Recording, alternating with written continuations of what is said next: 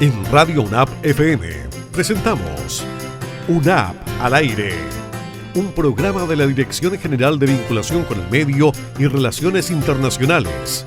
Cristian Hamet analizará junto a sus invitados toda la contingencia regional en la visión de la Universidad Arturo Prat.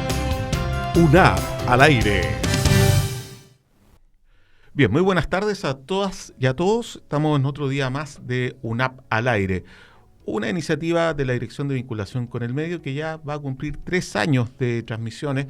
Empezamos justo antes de la pandemia, entrevistando distintos especialistas, premios nacionales, dirigentes, académicos de nuestra casa de estudios.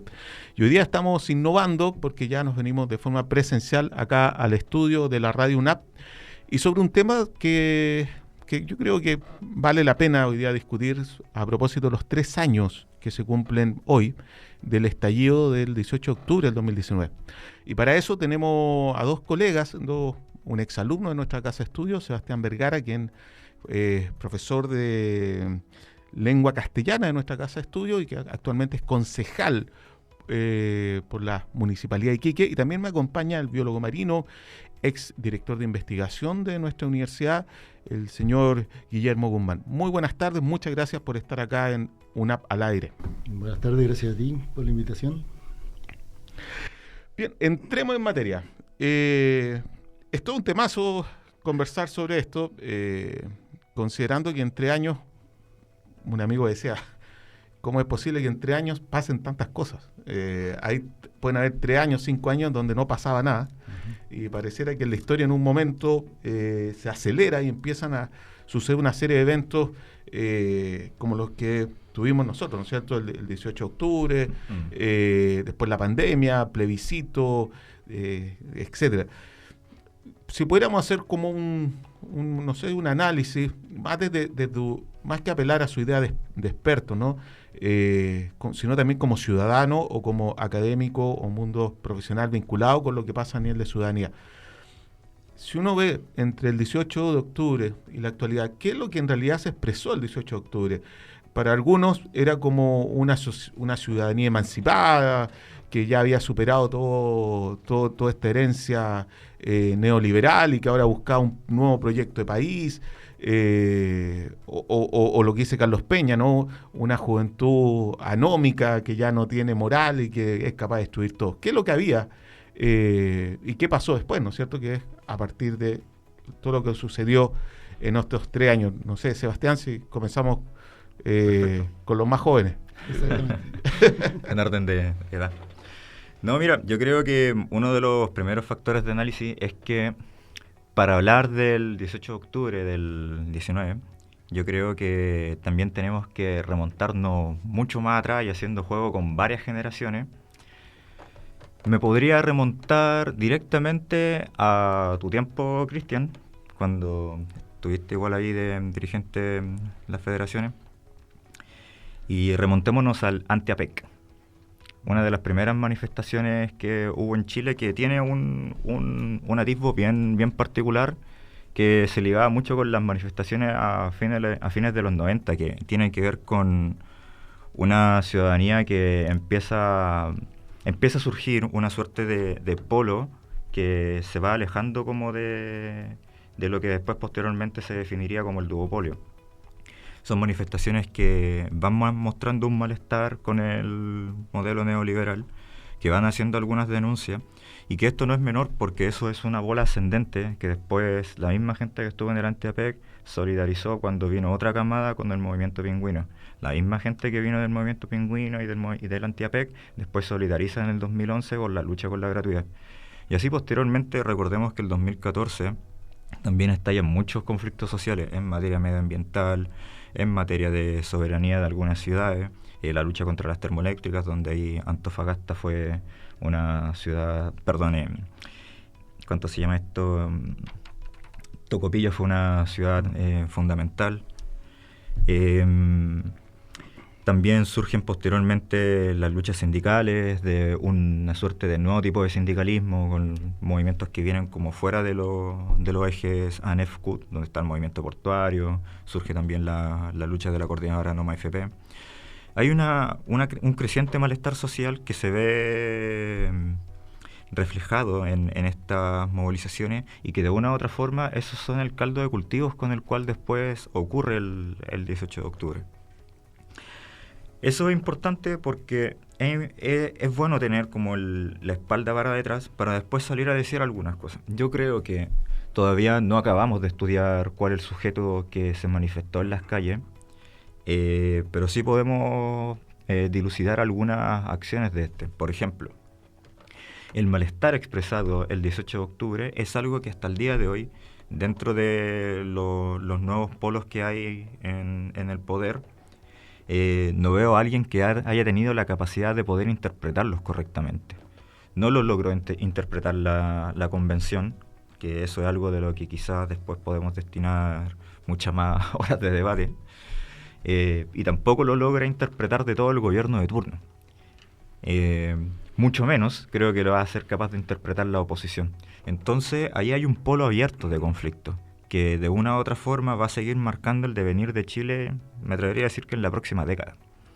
Pero bueno, creo que dentro de lo que ocurre el 18 de octubre también hay otras situaciones que se pueden ver un poco, que se cruzan con esta situación, que tiene que ver con un cambio también en el panorama geopolítico. O sea, el mundo que vivimos ya no es el mundo con el que estábamos el 2006 y el 2010, sino que hay muchas novedades también. Y de una u otra forma eso también va marcando este sentir que detona el 18 de octubre.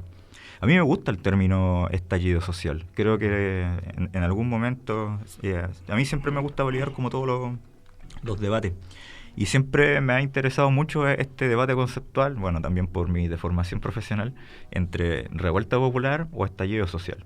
Y yo creo que el de estallido social es algo mucho más atinado, ahí, por las características que reúne. O sea, es una olla de presión que revienta, que es totalmente lejos de los partidos. Yo que he militado desde el 2006 siempre a la izquierda de la Concertación, puedo dar fe de que no había ningún análisis de coyuntura, ninguna lectura de los partidos de izquierda para poder prever lo que iba a pasar.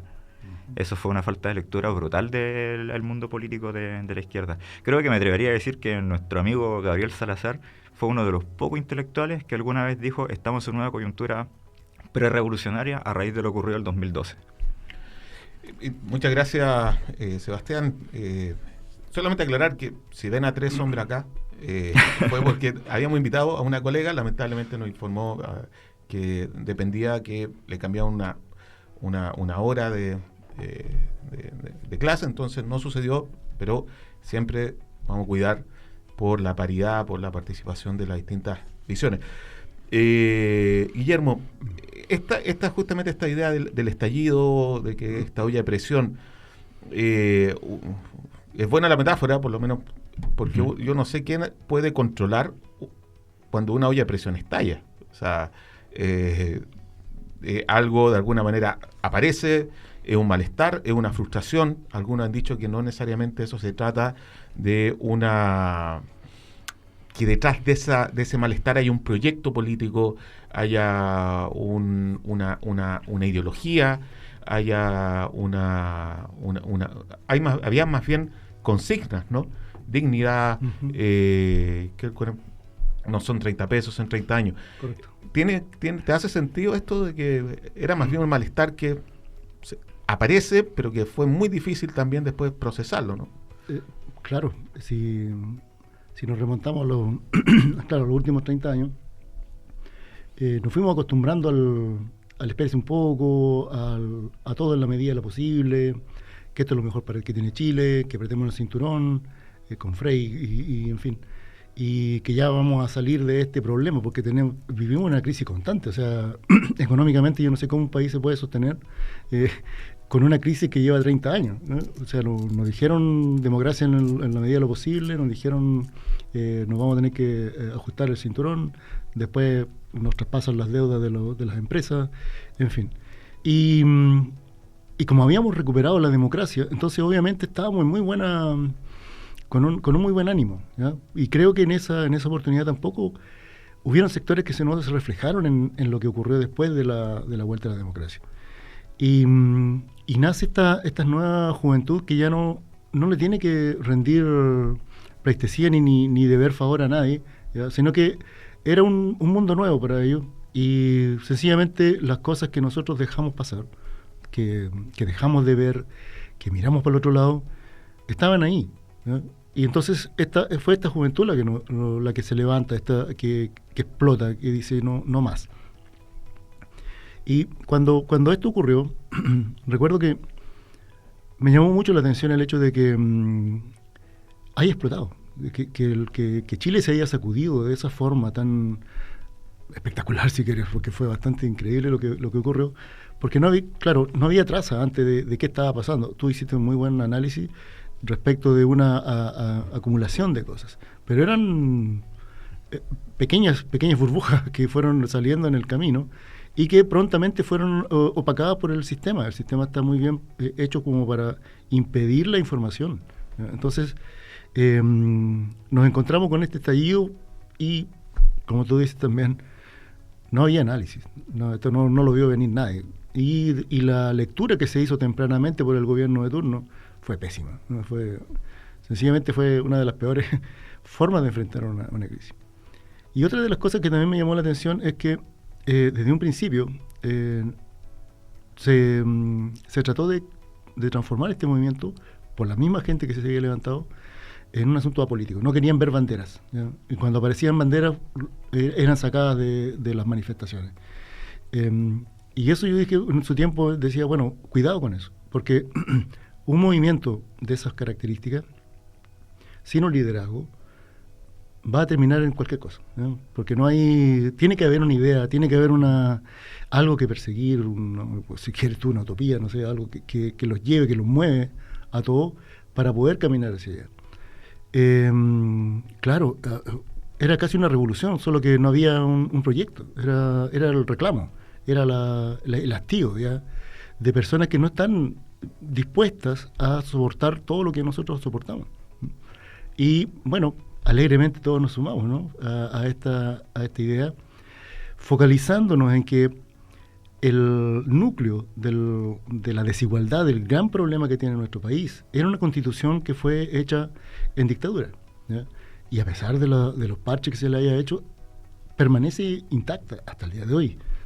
Entonces vimos con mucha alegría también la posibilidad de que naciera por primera vez en la historia una constitución generada por múltiples sectores, algo nunca antes visto, y que los ojos del mundo también estaban pendientes para saber qué estaba pasando, cómo lo estábamos haciendo, y que probablemente se replique en la historia más cercana en otros países, una nueva forma de hacer aquella Carta Magna que nos va a guiar a todos. Pero nos encontramos con la tremenda sorpresa del rechazo, ¿no? Y acá es difícil leer, aunque se mezcla con el voto obligatorio. Y aquí todos nosotros podemos encontrar algunas pistas. El voto obligatorio básicamente lleva a las urnas a todas aquellas personas que nunca fueron a votar voluntariamente. ¿Quiénes son esas personas? ¿No? Entonces, personas sencillamente que no le interesa la parte política, no le interesa quién está, es el del discurso trillado de yo igual tengo que trabajar, ¿ya? Que viene, no sé, del tiempo de la Pampa, expresándose. Entonces, sin un sentido, sin un razonamiento más profundo. Sencillamente es apatía, ¿no? Y eso fue lo que nos encontramos con este nuevo escenario ahora, que no sé qué va a pasar, la verdad. No veo por dónde puede seguir. El esfuerzo enorme de los medios de comunicación por tergiversar cualquier cosa de esto rindió frutos, ¿eh?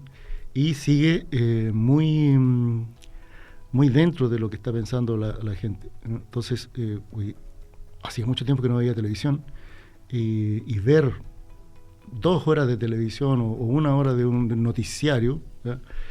Ahí notas al tiro cuáles son cómo nos están llevando hacia esto. ¿Cómo vamos a seguir? Difícil verlo. Bien, estamos conversando acá en una al aire con un egresado de nuestra casa de estudio, Sebastián Vergara. También podemos decir cómo te conoce el mundo. Sí, por supuesto. Porque quienes no conocen su nombre, tiene más conocido también cuando era dirigente estudiantil Wiki. Así que, por favor, y con Guillermo Guzmán, académico, biólogo marino en nuestra casa de estudio, a propósito de los 3 años del estallido social.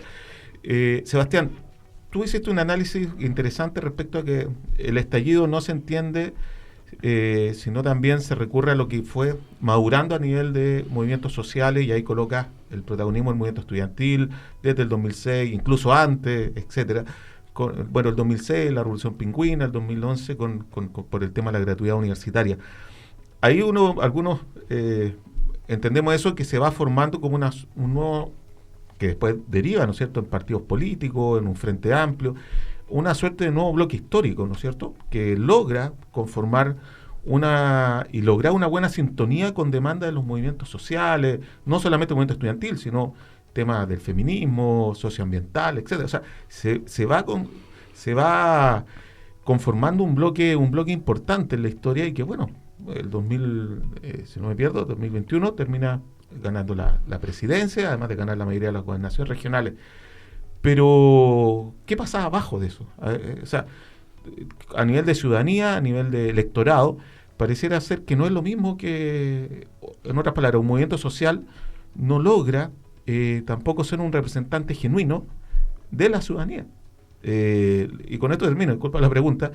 Cuando uno ve la concentración que se hace antes del plebiscito, donde todo el mundo pensaba que en realidad se estaba convocando a la ciudadanía, que las encuestas que decían que ganar el rechazo no era tal, en realidad esa era una ciudadanía muy ideologizada, o de alguna manera con algún nivel de formación, porque los resultados finales mostraban lo contrario. Yo creo que, bueno, ahí hay varias aristas, ¿cierto? Lo primero, respecto al bloque en el gobierno, me atrevería a decir que es una izquierda que todavía no acaba de formarse.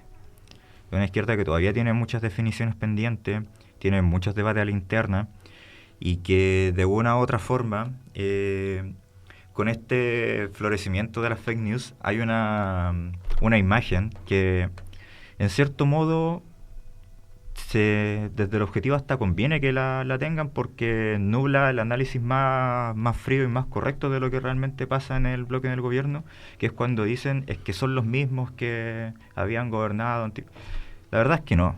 En este bloque que se va formando, son personas que recién vienen a hacer pie en la institucionalidad, con mucha experiencia profesional, con mucha experiencia dentro de lo social, con mucha experiencia y con mucha habilidad también en desarrollo de conflicto.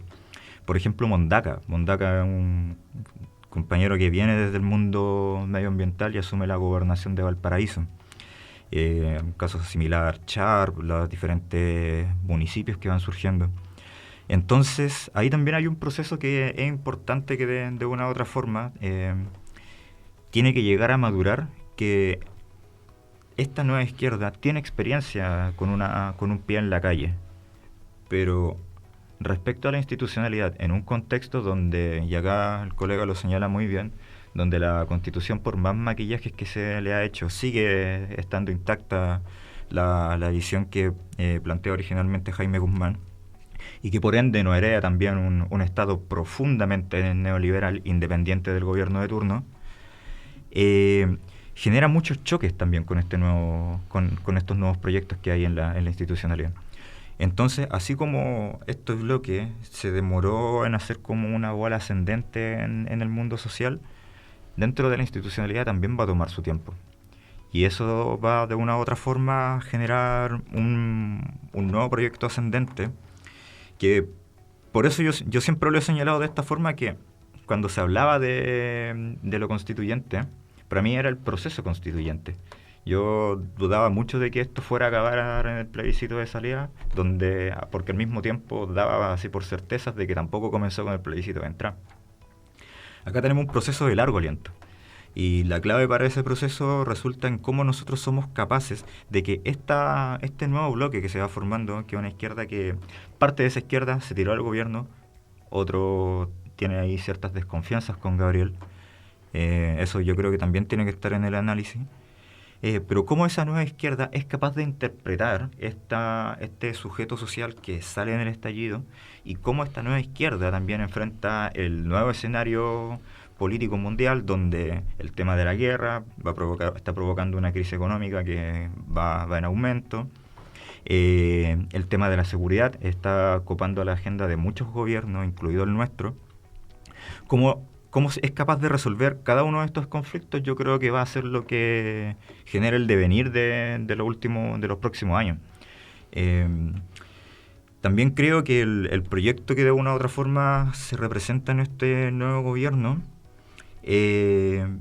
no solamente no interpreta de todo este malestar ciudadano, sino que también tiene ciertos roces con esta misma izquierda que va surgiendo, que ahí hay algunos elementos bien interesantes a analizar por esta suerte como de doble coalición que hay dentro del gobierno, en conjunto con lo que puede ser Apruebo Dignidad, donde está Chile Digno, el Frente Amplio, pero también con los bloques de socialismo democrático. Creo que ahí hay un debate bien interesante que tiene que dar el gobierno a la interna y que de una u otra forma parte del espectro de la izquierda que no ha entrado al gobierno todavía y que está evaluando cómo se van desarrollando las acciones, está mirando muy de cerca.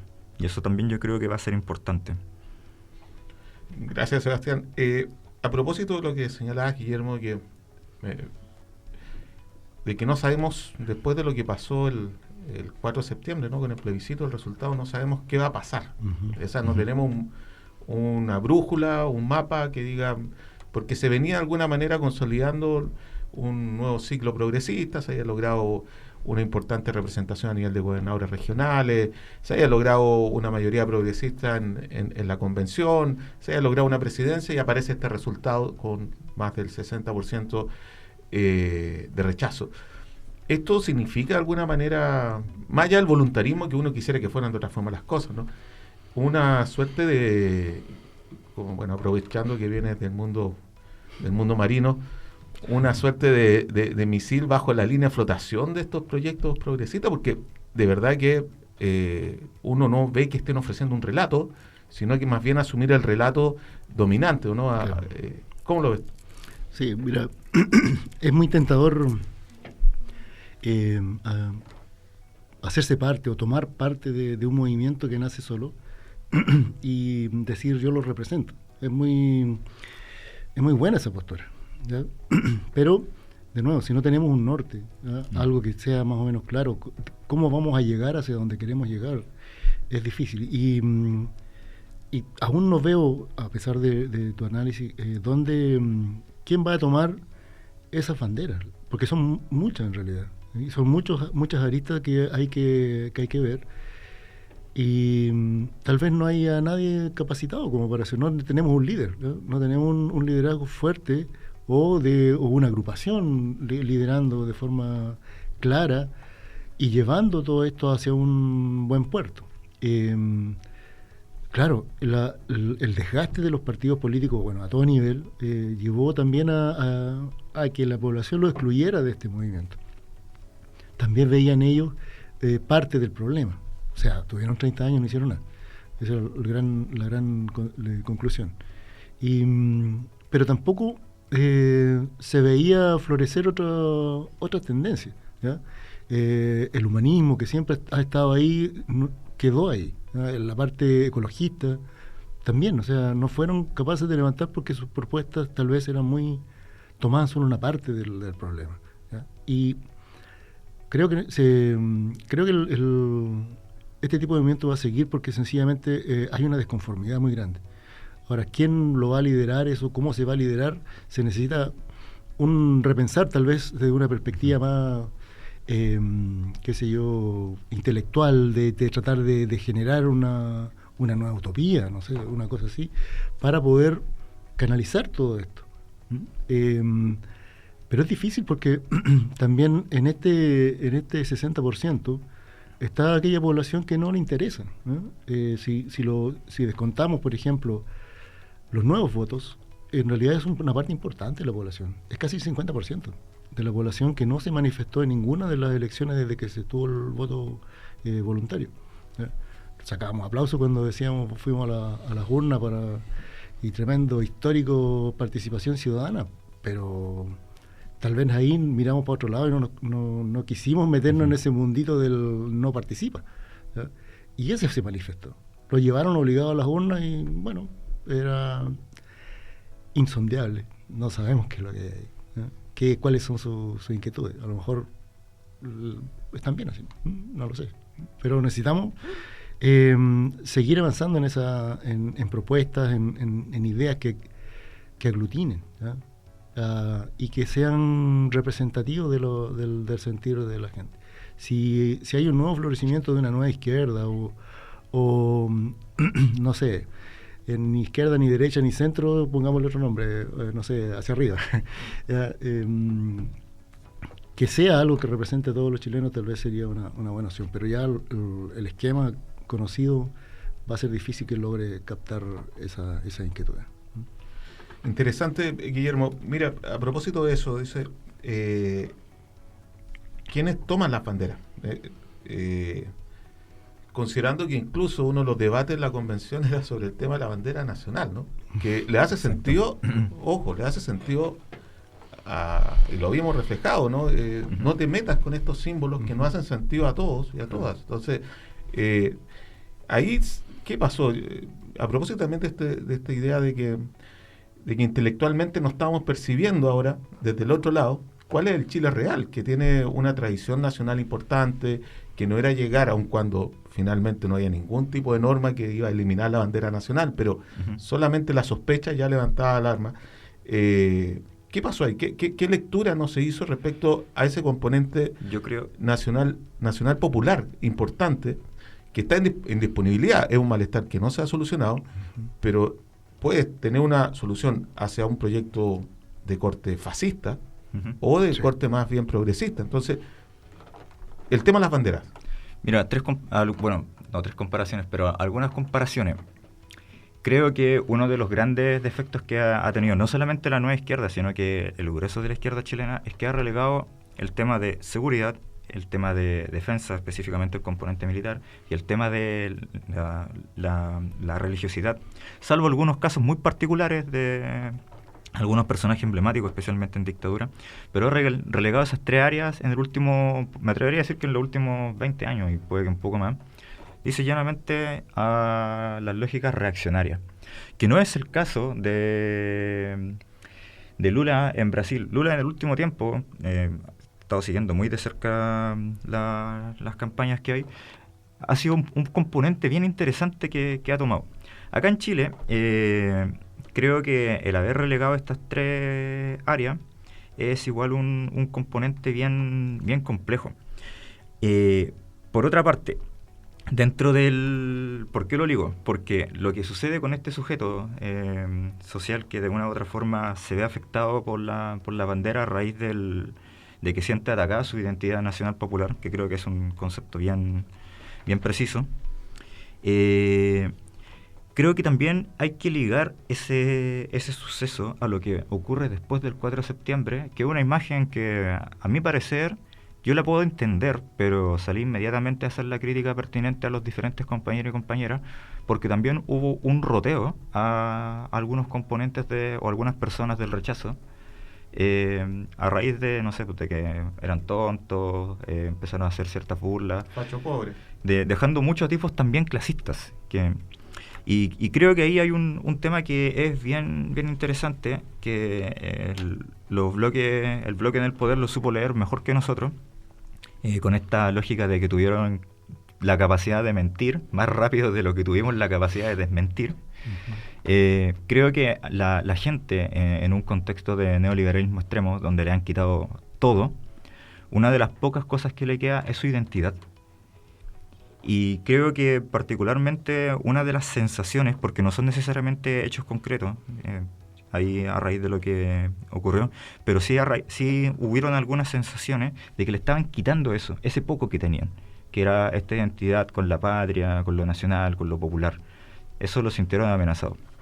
Así como también creo que el mal manejo comunicacional de salida, o la falta de estrategia comunicacional de salida que tuvo la convención, también generó una sensación dentro del concepto de la plurinacionalidad que se contraponía al concepto de igualdad. O sea, no queremos privilegios, no queremos clases desiguales, pero sentían que ahí había como curiosamente un concepto de ciertos privilegios a un sector. Que si lo vemos desde una lógica un poco más fría, mejor analizada, sabemos que no es así. Pero ese sentimiento, esa sensación, en ambos casos no se pudo conjugar bien, y creo que justamente es uno de los factores de análisis decisivos que nos faltan. Nos falta un proyecto con arraigo nacional popular que también le haga sentido a esta gente, y por otro lado también nos hace falta, a raíz del florecimiento de las fake news, que es algo que ha generado crisis en todo Occidente y que nosotros lo agravamos con el voto obligatorio. También tenemos que aprender a manejar las sensaciones, que eso es súper complejo, porque cuando uno hace políticas públicas, la lógica es estudiar, tener instrumentos técnicos de base para poder trabajar sobre lo concreto. Cuando tú trabajas con la sensación política, no estás trabajando sobre lo concreto, estás trabajando muchas veces sobre supuestos irreales, pero que sin embargo, hoy por hoy, estamos obligados a considerarlos. Entonces es un desafío muy, muy difícil de resolver, pero que sin embargo es un deber resolverlo. Estamos entrando ya a la tercera y última parte de esta conversación, ¿no? Hoy día, bueno, había todo un malestar respecto a que la convención era un circo, llegaba la gente disfrazada, bla, bla, bla, etcétera. Pero hoy día lo que estamos viendo en el Parlamento pareciera ser que es casi la convención es una cámara de los lores al lado de estas comisiones que se han creado, estos exabruptos, etcétera. O sea, de verdad que tampoco pareciera que era una mejor salida esta idea de, bajo esta consigna de rechazar para reformar, porque hay una cuenta de Twitter que va contando los días, llevamos más de 30 y tantos días sin reformar y vamos a tener que esperar un buen rato. ¿Cómo ustedes caracterizarían este periodo? ¿Hay una pequeñez en la política para tratar estos temas que son de envergadura grande? No es de la política chica, pequeña, sino que es lo que se llama la gran política, ¿no? De cambio estatales profundos. ¿Ustedes ven que la clase política hoy día está a ese nivel o en realidad la ven más bien en la pelea más chica? Bueno, interesante pregunta, la verdad. Me voy a quedar un poco con lo primero que mencionabas. En este afán de tenernos a todos representados en una tarea de construir una nueva constitución, claro, se le da espacio a todo el mundo, ¿ya? Incluso a la derecha que tuvo voto. A mí me parecía extraño que gente que no quería reformar estuviera construyendo una nueva constitución. Pero bueno, fue a tal nivel esta amplitud que a lo mejor nos dejamos llevar por el entusiasmo, ¿ya? Y eso lo tomó muy bien, lo supo leer muy bien. Deben tener expertos obviamente comunicacionales para poder bombardear de cualquier forma este trabajo, ¿cierto? Pero si ponemos, claro, si ponemos una cámara en la cámara o conectamos el canal del Senado, vamos a ver un espectáculo que llega a ser un poco, digamos, da vergüenza ajena a algunas cosas, ya, un poco de pudor, porque ahí también se expresa de forma de distinta índole, o sea, hasta con agresiones, ¿ya?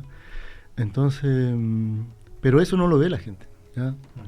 Hubo una intencionalidad en mostrar cualquier cosa que viniera desde la convención para desacreditarla, versus mostremos esto otro también, ¿no? Es como aquella vez que me acuerdo cuando empezaron las protestas, en el Megavisión estaban pasando una protesta que es un incendio de unos vehículos, y alguien a través de las redes sociales, mire, yo estoy acá y no está pasando nada de eso, lo que está mostrando la televisión es falso, ¿no? Y eso nos lleva a pensar obviamente que ¿cómo se llama? Que contra eso es difícil poder avanzar, ¿ya? Los programas, por ejemplo, más culturales que tenemos son escasos, son muy bajos, ya son muy bajos en calidad, y cuando logramos poner en una mesa a personas que podrían decir algo, se transforman en un diálogo muy, plano, ¿ya? Entonces es difícil que la población enganche, ¿ya? No es la novela turca, no es nada de eso que sea atractivo para poder transmitir un mensaje. Creo que por ahí estamos un poco al debe. Me fui por la primera parte de tu pregunta. No, bien. Respecto a lo segundo, Sebastián, ¿tiene la capacidad hoy día la clase política de acordar un nuevo proceso constituyente que tenga una credibilidad por parte de la ciudadanía, considerando que son instituciones muy desprestigiadas, que están tomando un acuerdo, que a todas luces, con todas las discusiones, con tanto borde y principios, etcétera, más bien algunos hablan de una reforma a la Constitución del 80 que un nuevo proceso constituyente? Yo creo que a raíz de los últimos sondeos todavía está la sensación de que se necesita una nueva constitución, porque también se necesita un nuevo pacto social. O sea, es evidente la fracción que hay dentro de la sociedad chilena. Creo que la fragmentación que hay, la polarización que hay, la violencia que hay tanto en redes, en nuestra forma, eso es falta de que en estricto rigor hay un pacto social que está vencido. Entonces es necesario, es un deber no solamente de este gobierno, sino de la sociedad en conjunto, generar un nuevo pacto social. Y creo que eso está latente. Ahora, lo complejo es que a raíz de todo lo que ha pasado, se ha difuminado un poco la sensación o la seguridad del mecanismo. ¿Y quién es el que debe impulsar ese mecanismo? Entonces, creo que ahí hay más dudas que certezas. Yo, la verdad, también veo difícil que el Parlamento pueda generar algún acuerdo que interprete nuevamente el malestar popular, pero no veo otro ente que esté llevando a cabo esto. Podría ser, no sé, quizás los municipios, que en algún momento, como tienen más vínculo con la gente, quizás puedan levantar algo, pero eso estaría completamente y totalmente fuera de ley. No logro dilucidar algún otro factor. La ciudadanía, mediante una asamblea autoconvocada, también lo veo lejano. Entonces, eso es un tema que está difícil, la verdad. Incluso yo me atrevería a decir que puede que no se resuelva en este año. Bueno, ha sido una conversación que no hubiera gustado que tuviera otro final. Claro. Sí. Cuando uno quisiera evaluar un ciclo y efectivamente decir, bueno, empezó así, se desarrolló de tal forma y terminó así, ¿no es cierto? Claro. Hoy día parecemos que no tenemos punto final. Aún no. Pero sí es importante que, como casa de estudio, problematicemos, conversemos sobre este proceso que está abierto todavía. Y también para formarse una opinión propia y no solamente la que los grandes medios de comunicación quieren que uno repita. Entonces, tenemos la obligación de ofrecer otra perspectiva que, como decía un viejo barbón, la verdad es lo que queda de la duda. Así que muchas gracias por estar acá con nosotros al aire, y nos vemos en una próxima oportunidad con más invitados acá en los estudios de la Radio UNAP. Muchas gracias. Gracias por la invitación. Gracias, Cristian. En Radio UNAP FM hemos presentado UNAP al aire, un programa de la Dirección General de Vinculación con el Medio y Relaciones Internacionales. Cristian Hamet los espera en una próxima edición para analizar junto a sus invitados toda la contingencia regional en la visión de la Universidad Arturo Prat. UNAP al aire.